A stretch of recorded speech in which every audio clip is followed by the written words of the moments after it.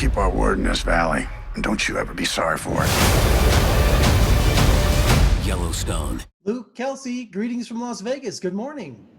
Hey there, thanks for having us. It's been about a year since we spoke last at the Yellowstone junket in LA and for season 2. What a difference a year makes. Too. Although Yeah, I wish in person. I never thought I'd miss press junkets so much. Hey, I want you to give John Dutton a message for me. And just like that, 7 generations of our family legacy will be taken from you. This valley's mine. Yeah, they really had a pretty rough go last season, and so you see them, you really see them mending their relationship. They get this time of peace and happiness that, you know, knowing the show won't last long, but a welcome break. Go ahead, Luke. Yeah, who knows what's going to happen with these two? I think obviously if you've seen the show, you know that it's all sort of up in the air. And I do think this sort of like summer camp experience they're having in the beginning of season 3 is sort of some of the most peace that they've had from what we've seen of their lives. So it was nice to shoot those scenes and to have that sort of, you know, to show their connection a little more than the things that get between them. You know, we've seen Casey and Monica already in just a couple of seasons go through some really, really hard stuff, and I think at least in the beginning of season 3 you get to see them connect in this really, really beautiful way. It's this really quiet sort of poetic connection that you see them get to have at least for a second before, you know, everything goes wild again. And Kelsey, does Monica finally accept the Duttons, what they must go through to keep their way of life? I think that, you know, I think one thing that Monica has found is that there is a respect of John Dutton and his fight for his family, and maybe that is something. Maybe they do have more in common than she thought. Now, Luke, it seems that Casey is trying to keep his military past hidden deep inside. Will that be coming up in season 3? You know, some of the stuff that happens with Casey in season 3 is he starts to find a way to incorporate those tools, that sort of skill set, into his life in a good way, in a positive way, in a way that continues to help people, rather than just be so destructive to himself. And it was really fun to kind of see him man up in those ways. Now, Kelsey, Monica's always wanting to be honest with her. Is she ever going to confess her almost affair with her physical therapist? That is a good question. You know, I think that's a great question, but I don't know. I mean, I think at that point that they're the end game for each other, and they know it. And I think that even in that moment, she knew it and couldn't go through with it. So yeah, I think that they're in it for the long haul.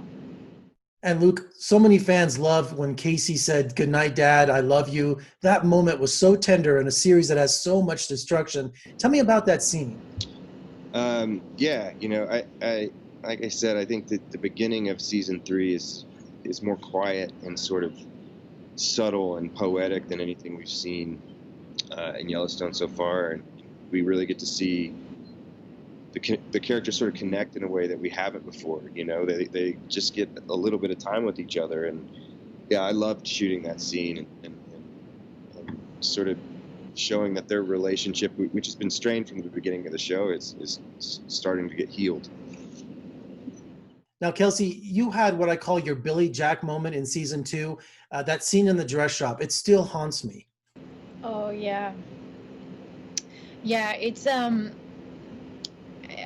think that it's a really important scene, and it also I think it's the first time that it establishes Beth and Monica's relationship, which has honestly been one of my favorite relationships to explore in the show, other than my number one, Casey.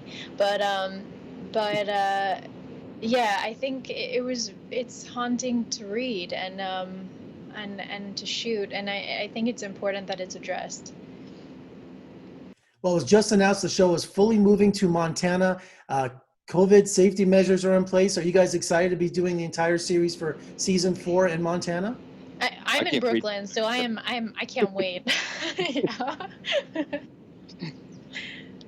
Kelsey, fans are screaming for more Felix. Are you going back to the reservations for season 3? Oh my gosh. Yes, I'm so glad you brought that up, because Rudy Ramos, who plays Felix, is just like he's just the best, and I'd love to see him more, and yes, absolutely. He's an integral part of the show. And Now, Luke, if Casey accepts a livestock commission, he has to run things on his own terms. So what does that mean exactly? I think I